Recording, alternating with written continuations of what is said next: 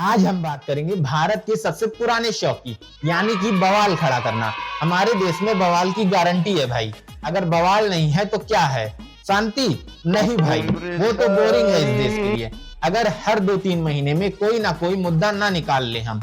और इस बार का विनर है हमारा राष्ट्रीय गीत वंदे मातरम का विवाद।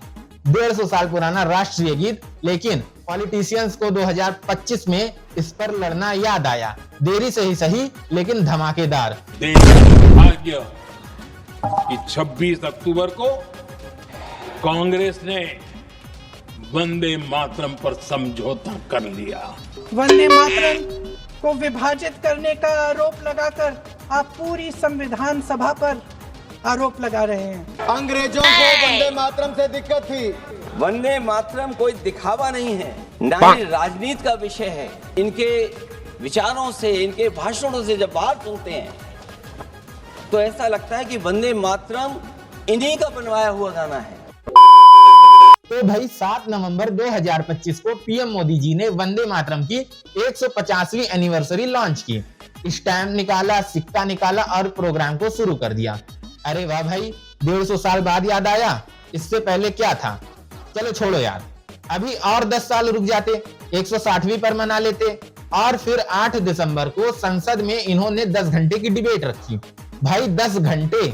महंगाई पर 10 मिनट नहीं, बेरोजगारी पर 10 मिनट नहीं, लेकिन वंदे मातरम पर 10 घंटे। प्रायोरिटी देखो हमारे देश की। जनता को आप मूर्ख समझना बंद कर दीजिए। अब कांग्रेस की बात करें, 1937 में इन्होंने गाने के कुछ लाइन्स ही हटा दिए। क्यों? क्योंकि मुस्लिम लीग नाराज हो गई थी। भाई किसी की फीलिंग्स हर्ट हो रही थी तो तुमने गाना ही काट दिया। ये वही पार्टी है जो आज बोल रही है हमने तो एकता के लिए किया था। एकता?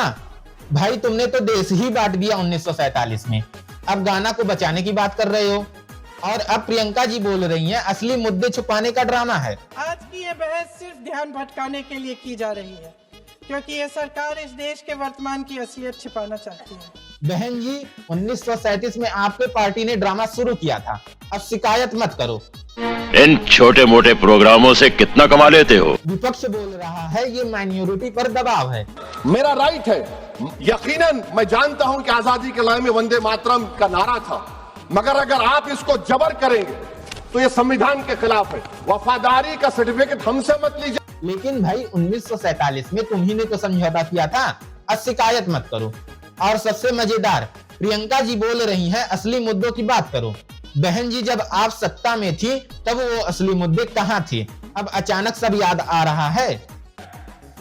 झूठ बोलो, बार बार झूठ बोलो। और सबसे बड़ी रोस्टिंग हम जनता की, क्योंकि भाई हम लोग पॉलिटिशियंस के हर बवाल में फंस जाते हैं। हमें तो बहस करनी है, व्हाट्सएप पर फॉरवर्ड करना है, ट्विटर पर ट्रेंड कराना है। असली प्रॉब्लम क्या है पता नहीं है। महंगाई चलो छोड़ो, बेरोजगारी बाद में देखेंगे, बिजली पानी अरे वो तो रोज का है। लेकिन राष्ट्रीय गीत पर बहस, अरे वाह, उस पर फुल एंगेजमेंट मिलेगी। कोई बात नहीं, हम तो चूतिए हैं। भाई वाह, हमारी प्रायोरिटी तो देखो।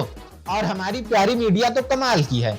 10 घंटे की डिबेट तो 10 दिन तक चलाएंगे, हर एंगल से, हर पैनल पर, हर शो में। आज हम बात करेंगे पीएम के बयान की, कल हम बात करेंगे कांग्रेस के जवाब की, परसों हम बात करेंगे किसी रैंडम एमएलए के स्टेटमेंट की। भाई इतना माइलेज तो तेल के दाम बढ़ने पर नहीं मिलता। ये बड़ी अच्छी बात कही आप। तो दोस्तों, मोरल ऑफ द स्टोरी क्या है? भारत में बवाल गारंटेड है, डिलीवरी फ्री है और इंटरटेनमेंट अनलिमिटेड है। बस हमें ये समझना है असली मुद्दे कौन से हैं और फालतू के झगड़े कौन से हैं। लेकिन फिर सोचता हूं अगर हम समझदार हो गए तो मेरा क्या होगा? मुझे तो रोस्ट करने के लिए कंटेंट चाहिए ना। इसीलिए जारी रहे ये बवाल। जिंदाबाद हमारी पॉलिटिक्स। और हाँ, वंदे मातरम, जितने लाइंस आपको याद हो उतने गाइए। ये बाबूराव का स्टाइल है। तू ले।